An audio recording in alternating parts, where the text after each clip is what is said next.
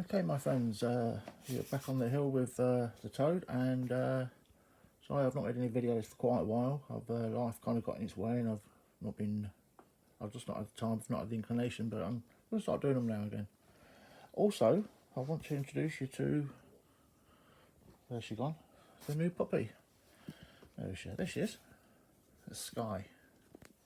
She's a cross Yorkshire Terrier and Shih Tzu, and she's 6 months old now. 5 months old, sorry, 5 months old. And she's an absolute bundle of joy. Sky, here she is. Look at her, isn't she lovely? Yeah. So she's, yeah, I just woke up to do this video. Anyway, I'll go back in a minute. Right, so we're looking at axes at the moment. Now I've managed to get myself a few axes over the last months or so. They're reasonably good price. They're good things to collect. You know, I would get into swords, but I can only afford relatively cheap ones. But axes, there's a good variety for a decent price. So I've got a few now. I just want to just go through this latest one that I've got here. This is the it's a Gotland Axe, if I'm pronouncing that right. Let me just I've got a bit of paper written down. I bought this from Raven Forge. They're selling it as a Gothic Axe, but basically everybody's selling them. And I don't know if they're Raven Forge is not calling this one a Gotland Axe, because they've got another one. There's another one from the dig where this was found, and what you've got is, oh, let's see. So the other one is like cut out, and then there's a cross. So you've only got like that much of an edge, if you like. So the middle part here it'll be hollow, and there's a cross there, and that's the other Gotland Axe. This one is vegetative style, they call it. It's actually both supposed to be vegetables. The doodad is just here. I thought it might have been something else, but no, according to the geologist who designated what is this, supposed to be vegetable shape. Anyway, it was this is obviously it's a copy of the axe found in Romans Gammelgargen, Kottberg, Sweden. Excuse me for my bad pronunciation, but yeah, it's Gotland, Gammelgarg, Gotland, Sweden, and Romans. I don't know which way around. I've tried to find it on. I couldn't find it earlier when I was looking on Google. I need to have a better look. But anyway, it was found. I think it was in the 70s that it was dug up. They just dug up the head, cast iron, obviously, from the period. It's dated from between 800 AD and 1066, basically. So it's average, say, 900 AD. And yeah, it's a lovely axe. Very good value for money. Now, again, I bought this from Raven Forge mainly because I'm loyal to that shop. I do buy a lot of stuff from theirs, but theirs was significantly cheaper than everybody else. There's quite a few places selling this axe. So what you've got is a carbon steel axe head, ash shaft. It's bigger than it's a hand axe. It's sold as a hand axe. It's not you could use two-handed. It's an ornamental axe rather than a battle axe, from what I understand. You know, I mean, obviously different axes are different designations. It's obviously not a tall axe because it's only got such a narrow blade. It wouldn't be practical for chopping down a tree or something, or chopping logs. You just couldn't be able to split it. But for normally these sort of things, you know, the weapon type ones are thinner blades, and they make them lighter as well. I mean, obviously you can use a normal axe if you want to. I mean, you can use anything you want. You can use an old spade, a pickaxe, anything. You know, anything's a weapon once you choose to make it a weapon. A little pig over there would be a weapon if I threw it hard off at somebody. Mind you, when the puppy's playing with it, it gets on your nerves in sound-wise, because if I've got a good old squeak on it, it does become a bit of a weapon. I feel like throwing it out the window a few times, but she's got to have a toy, doesn't she? So anyway, getting back to this. So this is so Raven Forge selling it as the Gothic Axe, but other stores are selling it as the Gotland Axe. There's quite a few places selling this at the moment. It's obviously popped up on the radar from a few different distributors.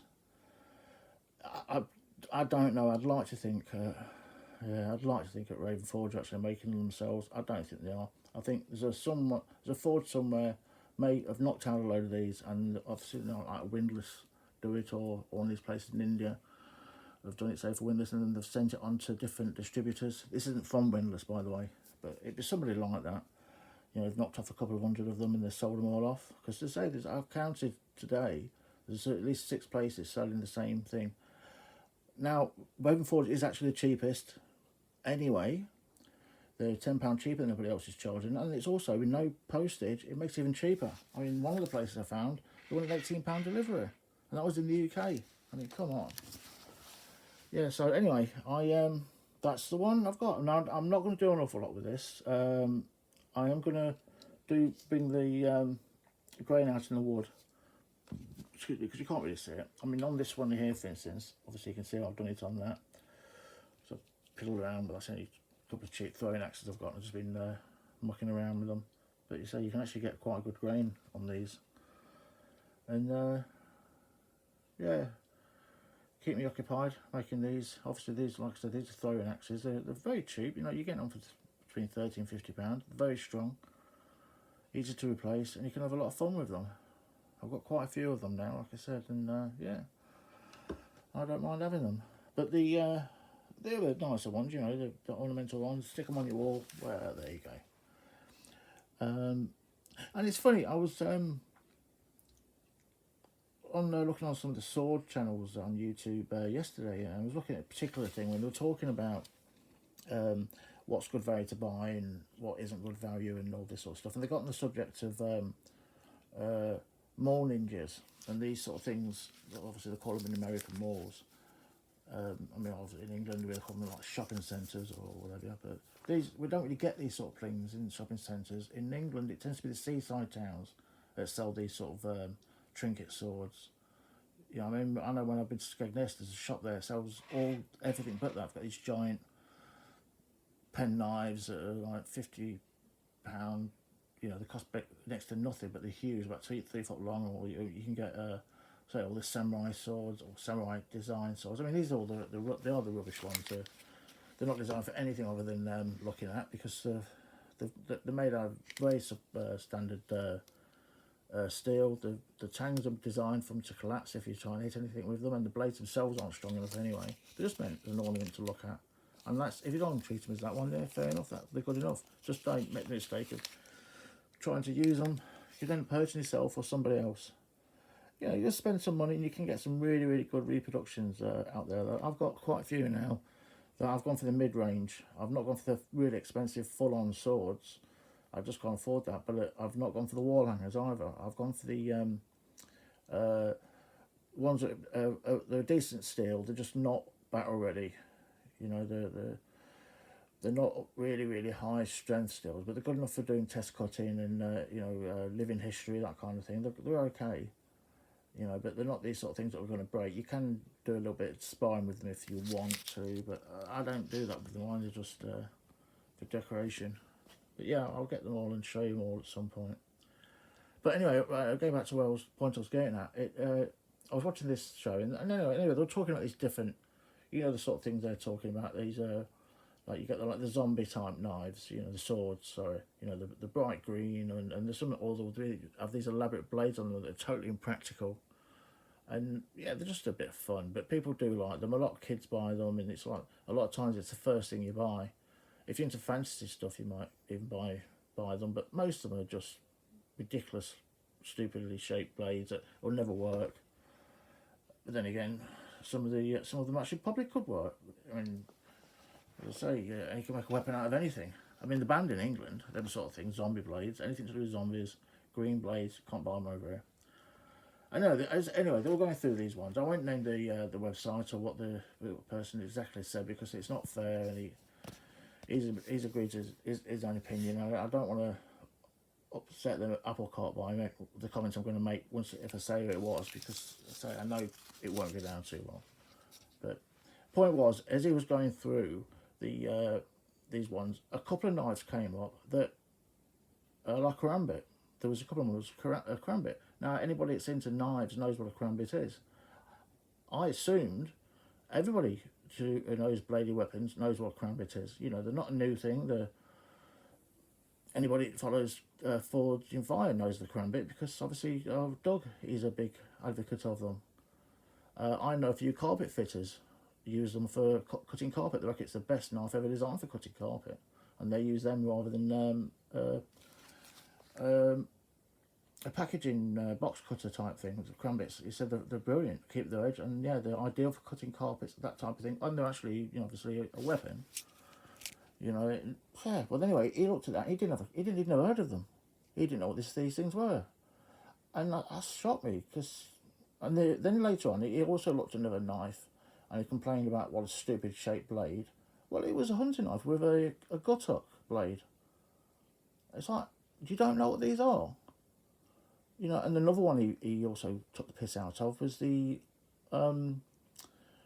what's it called? The tracker knife. I got one of them once. I've showed it on the channel. I got it as a free gift.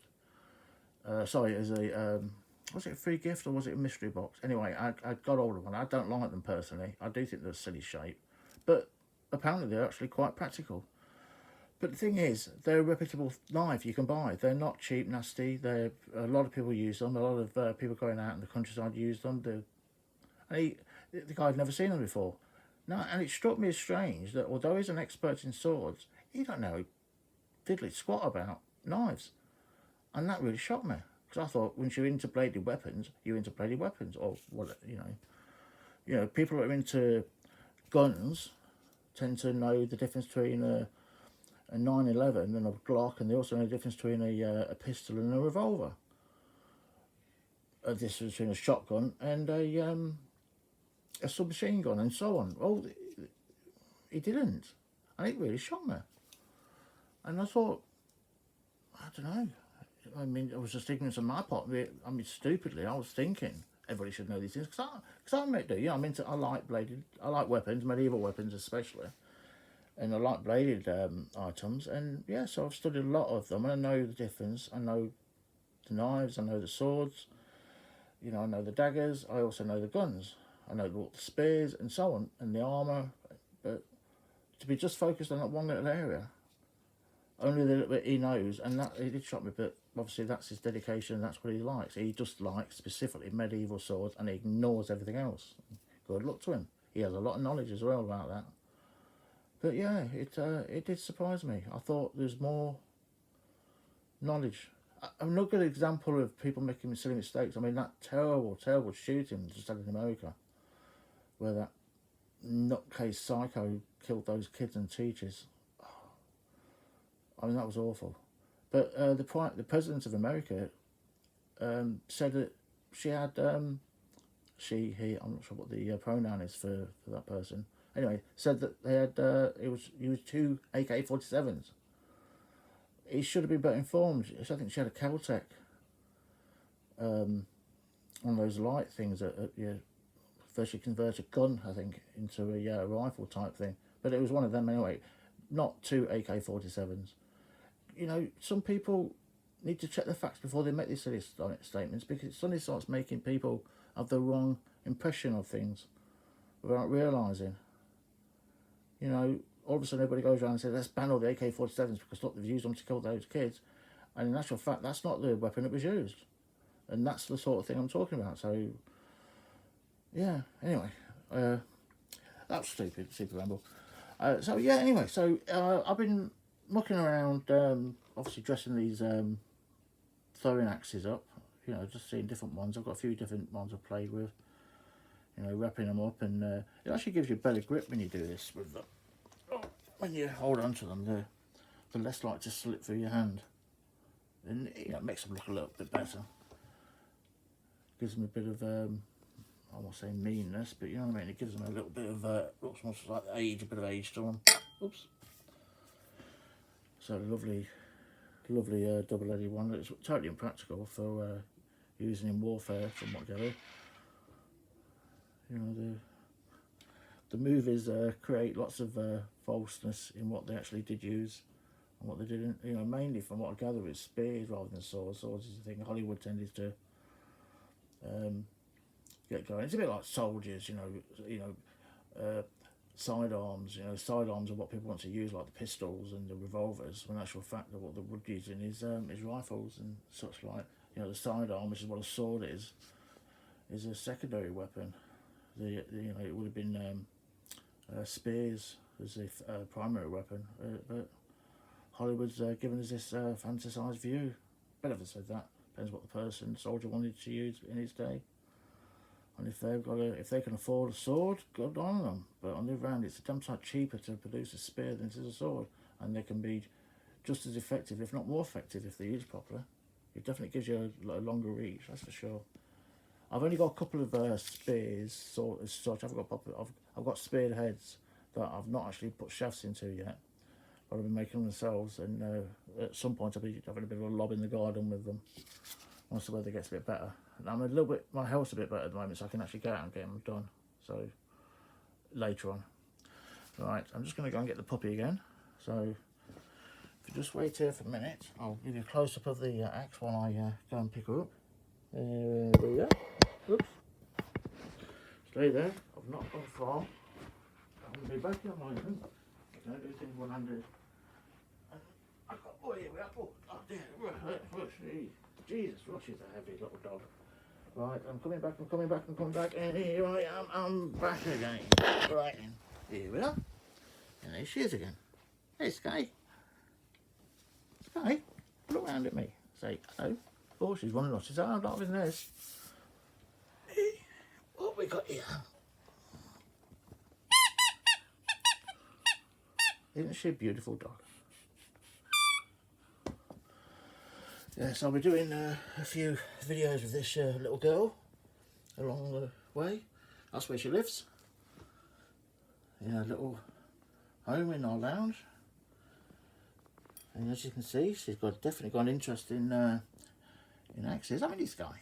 Yes, you have. You're a beautiful little girl, aren't you? Yeah. Yeah, so how can you have any bad days when you've got a beautiful little doggy like this in your life? Yeah. You know what, you want to go back to sleep again?